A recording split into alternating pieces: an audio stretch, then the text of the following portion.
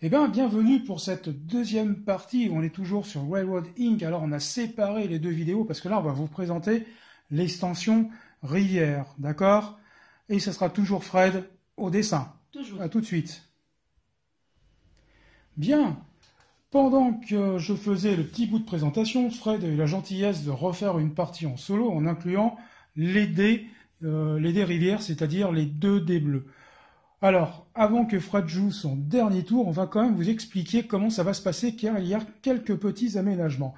D'abord, le premier, c'est qu'au lieu de jouer en 7 tours, vous allez jouer uniquement en 6 tours. Et oui, quand vous jouez avec une extension, vous enlevez un tour sur votre partie. Ça, c'est le premier changement. Deuxième changement notable, autant sur les dés blancs, vous êtes obligé de les tracer, qu'ils vous conviennent ou non, peu importe. En revanche, sur les 2 dés de l'extension Rivière, vous pouvez parfaitement décider de ne pas les dessiner si vous n'avez pas envie. Autre point important, vous ne pouvez pas relier les rivières aux sorties, c'est strictement interdit, de la même manière que les rivières n'iront pas se connecter ou sur une voie ferrée ou, comme sur l'exemple ici, enfin sur l'exemple, on ne pourrait pas non plus la mettre sur l'autoroute.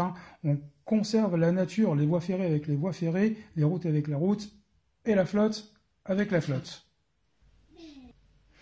Rappelez-vous également les fausses routes, c'est-à-dire les voies qui ne mènent nulle part en fin de partie. Pour la rivière, elles ne seront pas considérées en fausses routes à partir du moment où la rivière sera connectée à un bord de plateau.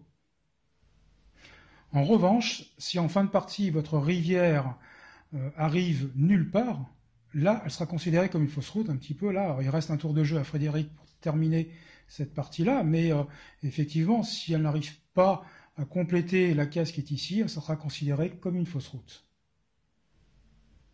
Enfin, dernier point particulier de l'extension Rivière, elle va consister le mode de score. En effet, à la fin du 6e et dernier round ou dernière manche, vous allez choisir l'une de vos rivières, la plus longue, vous allez compter 1 point par case où elle a été dessinée. Si la rivière a un tenant, un aboutissant, c'est-à-dire si elle touche les 2 bords à chaque extrémité du plateau, vous aurez 3 points supplémentaires. À partir de là, Frédéric va terminer son dernier tour de jeu. À toi de jouer. Ah, t'en as un qui est cassé. Rejette-moi ça. Ah. Là, ça va. Eh ben, allons-y. Oh, bah. Je sais pas. Là, on peut pas. Tu te rappelles qu'une rivière, tu n'es pas obligé de la dessiner. Si ça t'arrange pas, tu peux pas la dessiner, obligée. tu la dessines pas. Par contre, Là, effectivement, c'est là, tu peux la dessiner. Moi, voilà. Et puis celle-ci, tu aurais parfaitement pu l'utiliser. Tu pourrais l'utiliser parce que celle-ci, ah non, tu as déjà dessiné, tu ne peux pas. Effectivement, oui, c'est mal barré. Par contre, tu es obligé de jouer tes 4 dés blancs. Mais 4 dés blancs, eh ben, allons-y. Ah, ben, je peux faire comme ça.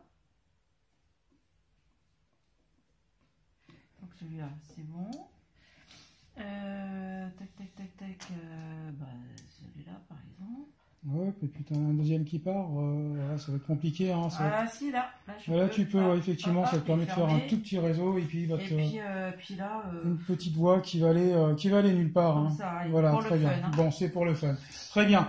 Voilà, Fred a terminé son dernier 6e tour de jeu. On ne va pas refaire le scoring. Vous reporterez à la vidéo de la règle initiale. Et du tout, c'est fini, voilà, c'est fini. Allez, on vous laisse, on vous remercie, on vous dit à très bientôt. Surveillez bien parce que il devrait y avoir une 3e petite vidéo qui va vous expliquer cette fois l'extension des lacs.